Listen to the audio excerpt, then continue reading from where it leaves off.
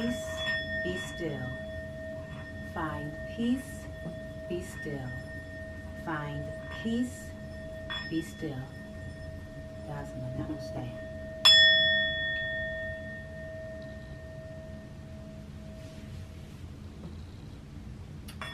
Hello everyone, and I would like to welcome you to Doasm's Diary. Today we're going to touch base on a very sticky subject, abortion. Anti-choice, pro-choice, and my choice. And I will repeat that. Anti-choice, pro-choice, or my choice. And I decided to touch base on this topic because during my marriage with my ex-husband, and I became pregnant with my fourth child, my husband gave me, now ex-husband, gave me an ultimatum. Abortion with my fourth child or him. He was basically saying if I do not abort our child, our baby, he was going to leave me. He gave me a choice. I had 3 children prior to my now ex-husband. All were born out of wedlock. Now I'm married. Now I'm doing better financially than I have ever done before. And this was the child my now ex-husband expected me to abort. His reason was, if I was to keep that child, my business would go downhill. I was, and I am still, a realtor. He was also a realtor. And we did our business together. But I was top agent, winning awards. I won Rookie on Fire Award, Rookie of the Year Award, top listing, top seller. I was on fire. I was agent on fire. And my ex-husband knew if I was to give birth to a baby, I would slow down. I would want to be home with our child. And he was not happy with that. Thus, he begged and demanded that I get an abortion. And when I did not, my marriage was basically over. My ex-husband refused to touch me, refused to show any kind words towards me, refused to go to any doctor's appointments with me, refused to feel his unborn child kick and flutters inside of my tummy. And it hurt, but I got over it. And all he did was make me stronger. So I thank you. And I want to thank God as well. I want to thank the divine energy of the universe for giving me the power and the strength to keep my unborn child, despite my husband's unreasonable and careless demand to abort our child. Anti-choice, pro-choice, or my choice. And I am all about my choice. It is my decision to keep or abort a child. It is my decision to decide if I want to have a baby. And I decided to give birth and have my baby. So my testimony here today is, if you become pregnant and if you get an abortion, make sure that that is your decision. Don't let no one, mother, father, boyfriend, girlfriend, husband, school, nothing, determine or dictate how you proceed with your unborn child. If you decide to keep a child, be sure and ensure that that is what you want to do, because any decision you make will fall on you, and you alone will have to live with the consequences of your actions. And for me, I lived with the consequences of my actions because I kept my child, and my husband decided to step out of the marriage, if you know what I mean, and then he decided to ultimately move to California and leave me and his child here in PA. Thus, I had to raise now my 4th child all alone. And it's a sickening situation because he knew that I had to raise my first 2 daughters by myself. And then he knew that I had to raise my son by myself when I left his father, when he got another girl pregnant, and also my son's father was the one who I was mixed up with that domestic violence. So he know I raised 3 children on my own. And what do? He leave me with now a 4th child to raise on my own. But God is good. God is amazing. And God helped me stay steadfast in my life despite all of the pain and all of the suffering and all of the raising of the children all alone. Unfortunately, that is the hand that I was dealt. My memoir here, Diary of a Single Mother, speaks about the testimonies that I'm speaking with you about here today, just sharing excerpts from my life about the pain and suffering that my ex-husband put me through, and unfortunately, in a way, is putting my daughter through as well. She's now, today, she is 9 years old as of March 2019. But her name is Brooklyn, Vanessa Brooklyn to be exact. She never had a father, so she doesn't really miss her father being around, being as though when she was first born, he never watched her. He refused to. He said to me, I told you, you was going to have to raise this child by yourself. And he would not watch his own child. Even when I had classes, when I decided to go back to school to get my degree, hey, you want to get a degree, he said, go for it.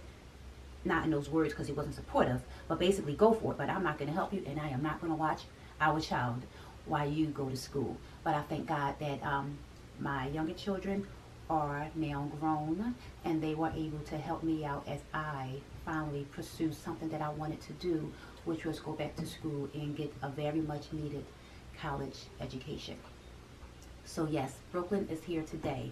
And all I'm saying to you guys is make sure that any decision in life that you choose, especially abortion, make sure that that is your choice.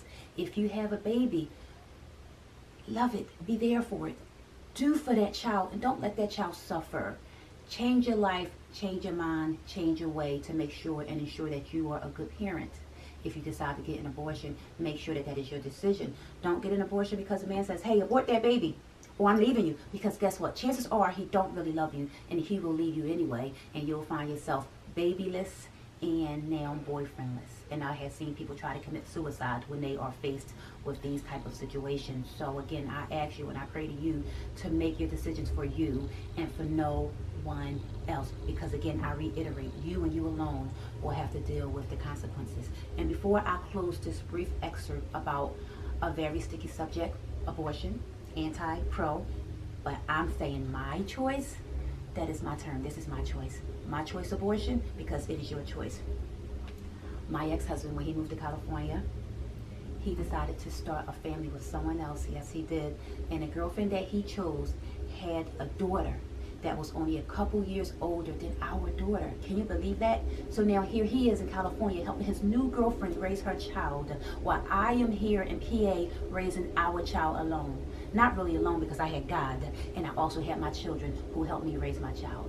But he's in California raising this girl's child, and he wanted me to get an abortion and said that he didn't want a child. Now, how ironic is that? How evil is that to do such a situation?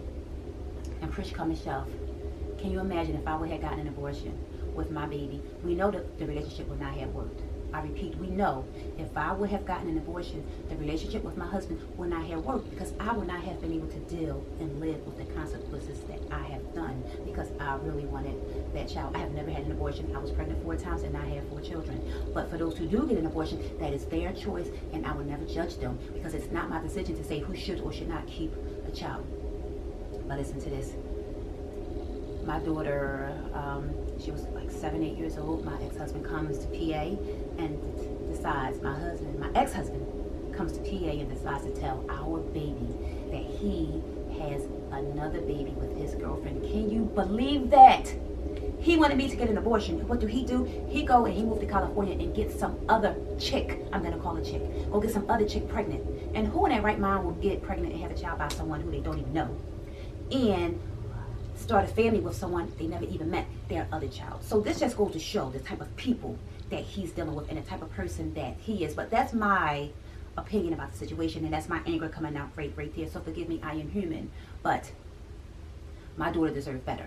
But my point to this excerpt is, can you imagine if I would have gotten an abortion and we had split up? Because we would have split up either way. Keeping a baby or aborting a baby would have caused our relationship to end. But let's just say I got an abortion, and I will have found out that years later, this idiot, this asshole, I'm going to use this word, this asshole decided to go out and have another baby when he said he did not want any more children. How would that have made me feel if I would have aborted my child? I know I would have not been able to live with myself. I know that decision would have haunted me for the rest of my life, because I made a decision to get rid of the child for him. I decided to abort my baby for him. I did not, but if I did, I would have had lived with that consequences, and it would have eating me up inside. So I'm begging you and I'm urging you, make the decisions for you. Don't let no one influence you to do anything that you do not want to do. I thank God and I am so grateful that I kept Vanessa Brooklyn. Because of God and my inner strength, I was willing and I did lose my husband to keep my child.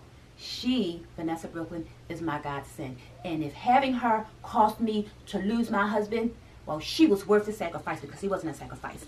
If having her caused me to see the light and see his true intentions, thank you, God. Because out of that bitterness and out of that means to an end type of relationship, meaning he used me, I was able to get a beautiful blessing from a painful and a very bad situation. Vanessa Brooklyn, she is 9 years old. She will be 10 years old on July 21st. She is a Cancer, and she is a beautiful, beautiful, beautiful little girl. And I just want to reiterate to you, please make any decision in life, make it for you and only you. To the child that was conceived from my ex-husband, I just want to say this has nothing to do with you. It's not about you. It's just about the principle of the situation. I'm happy that you are born because every child deserves to be born. But if a parent decides to abort that child, that is their decision as well. But every child deserves to be born if the parent decides to give birth to them. So obviously he wanted to have you. Unfortunately, Brooklyn wasn't so fortunate, or was she? My baby is very fortunate, just as you are very fortunate. If you, I just don't want you to take this anyway, because you are a baby, maybe you're a child, maybe you're grown when you see this video. But I thank God for you. I thank God for any child. I'm not going against anyone. I just want to say that I am happy that I kept my child because my ex-husband wanted me to abort the baby. So I'm starting to ramble because I'm getting upset because the situation is very upsetting. So I'm going to close this whole session and be done with this topic. But if you want to read more about this topic, please feel free to read more information in this book. Because this book took time to write and I wrote it over a process, I was able to get more information out without feeling the pain of the situation. Or not even pain anymore, but it is still upsetting of the situation. So if you want to learn more about that situation and abortion and not having an abortion and stand in your own ground, I urge you to please pick up a copy of this book and just read a couple of the excerpts from this book. This book is designed to motivate and inspire its readers. This book is designed to help people turn their pain into power despite their situations and despite their hardships. Now, in closing, I'm going to pick up my mindfulness bowl and I'm going to use this bowl. This is a meditation technique that I use for myself when I start to feel the way I'm feeling right now, because the situation is still kind of new. The baby is only 2, so it's still new, and it's still a sad situation because I still have to raise my daughter by myself, being as though I'm now a grad student, being as though I'm now a realtor, being as though that I'm also a nurse, being as though that I am an author, being as though that I do a lot of public speaking. Yes, I do a lot. It would be nice to have some help now and then, but I do have help. I have older children, and they are amazing. So I'm not dwelling on him not being there, but it's just a painful situation because it's about ego, and I just want to keep my ego at bay, because having that ego and living off of that ego can be very dangerous. So what I do when I find myself living off of that ego, I find my meditation techniques. I find ways to make myself relax. I find a corner to bring myself down. I stop thinking about the situation. I stop talking about the situation, because you need to when you feel like your energy is escalating in a negative way. Stop talking about the situation. Find something that's going to calm you. Whatever it is, let it be. And I'm going to calm myself with my singing bowl. So in peace, we're going to go off and find peace, find comfort. Find peace, find comfort. Find peace, find comfort. Find ways to calm yourself when you feel how I feel right now. Namaste. Can I get an amen?